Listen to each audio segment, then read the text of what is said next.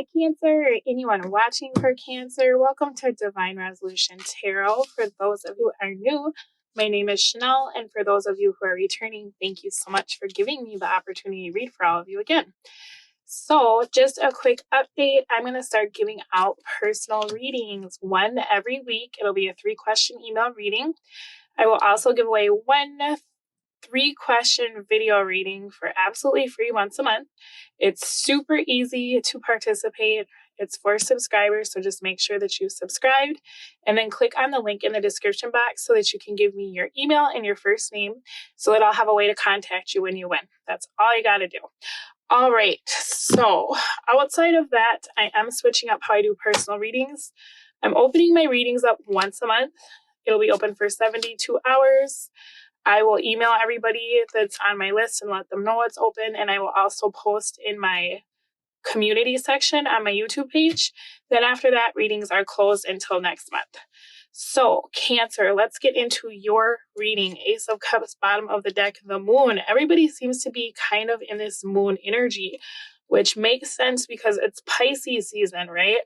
So I feel like there was a time in your life, Cancer, where you were kind of going through this period of like maybe missing somebody or thinking about the way things could have been or used to be. I think what's really nice is that that's kind of the influence of the moon. So you will come out of that. I feel as though you're going to be looking at whatever the opportunity was that you thought was so great and seeing kind of the bigger picture here. Okay. This is literally like you having felt bad about something for a long time or wanting someone for a long time. And then it's like all of a sudden this veil is lifted and you're starting to get such a broad understanding of like what this person really was, why things happened the way they happened, what was the purpose of this. And it's not just like, oh, this is so I could be a better person. This is so I could learn a lesson about boundaries. It's more like, oh, this all happened to bring me to my happy place, right? And now that I'm starting to get what I want, I'm seeing that what I thought I wanted wasn't even that great, okay? For some of you, it feels as though you're finding something out about whoever this old person was or whoever this person that was in your energy was. For others of you, I feel like you're kind of coming out of this shadow period and you're discovering something about yourself, okay?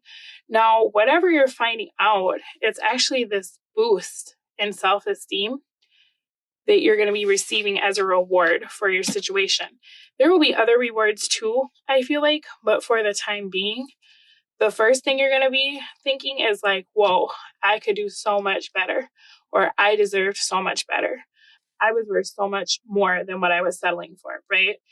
For some of you, I feel like when you get to that point where you're kind of coming full circle, initially you might be mad because it's like, what's wrong with this person?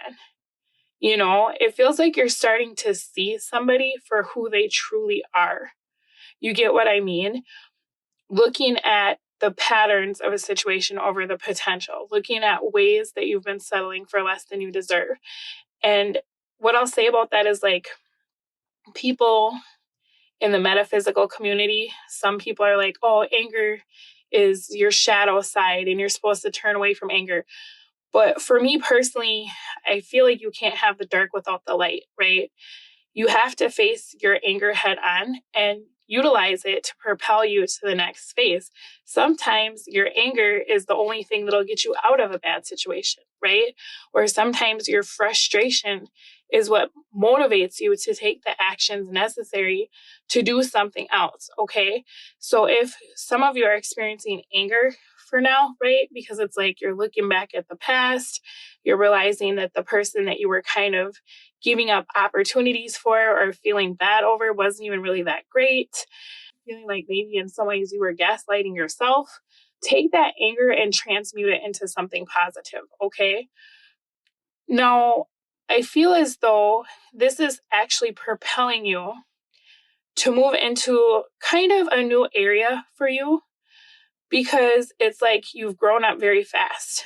So I don't know what effect this person had on you or what your situation was like in regards to love.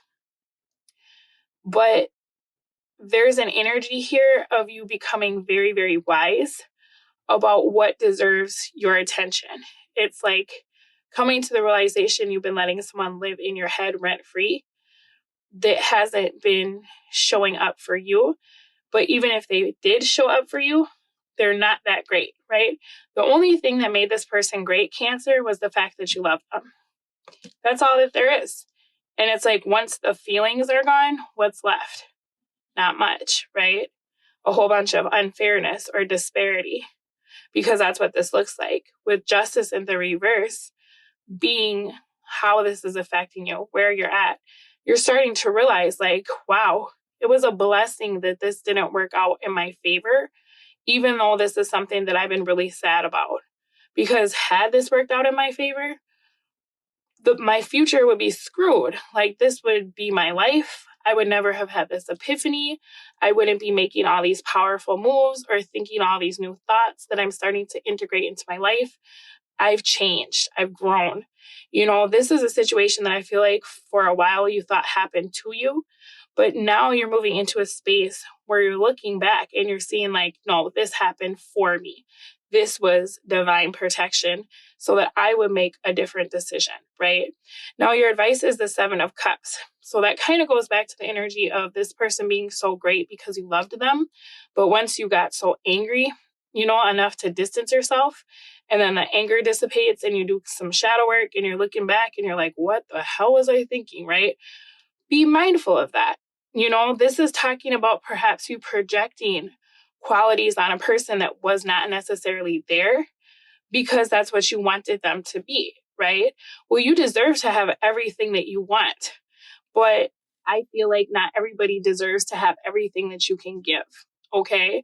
So this is talking about being choosy, knowing that you have options, right?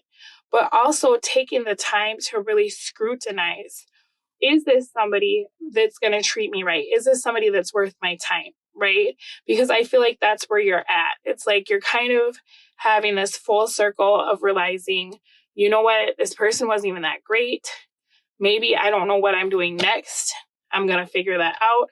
But I do see this for what this is now. And this has been a really unfair situation. It's nice because I feel like if you were missing somebody, you're not going to be missing them very much anymore, right? You may be hearing about this person, hearing how this person is treating other people. For some of you, a person that you were dealing with is really down on their luck. And you're like, whoa, I dodged a bullet, right? For others of you, this person has bounced off to someone else because they needed a new source of energetic supply. And you're watching them treat the new person the same way they treated you. And it's showing you like, you know what? I was never the problem here. This person just has some messy ways, right? Let's take a look at your oracle message. You got to the Sea, which is number 7.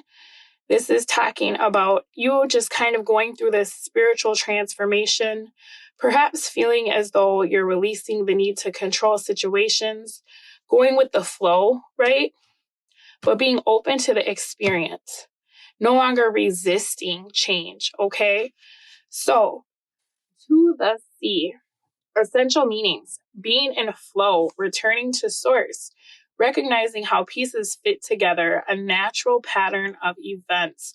The Oracle's message: isn't it wonderful when you feel yourself in the flow of life, when events and conditions seem to engage you in a way that is fluid and effortless? This card reminds you that going with the flow is exactly what you need to do right now. Ride the wave of opportunity formed by perfect conditions. Allow trust and faith to guide you forward as you flow like a river into the sea of life. So here is your relationship message. There are points in a relationship when you have to decide to go with the flow rather than dictate the course you share with another. Can you let go of the need to have things your way and allow the relationship itself, your combined goals and desires, to steer the ship?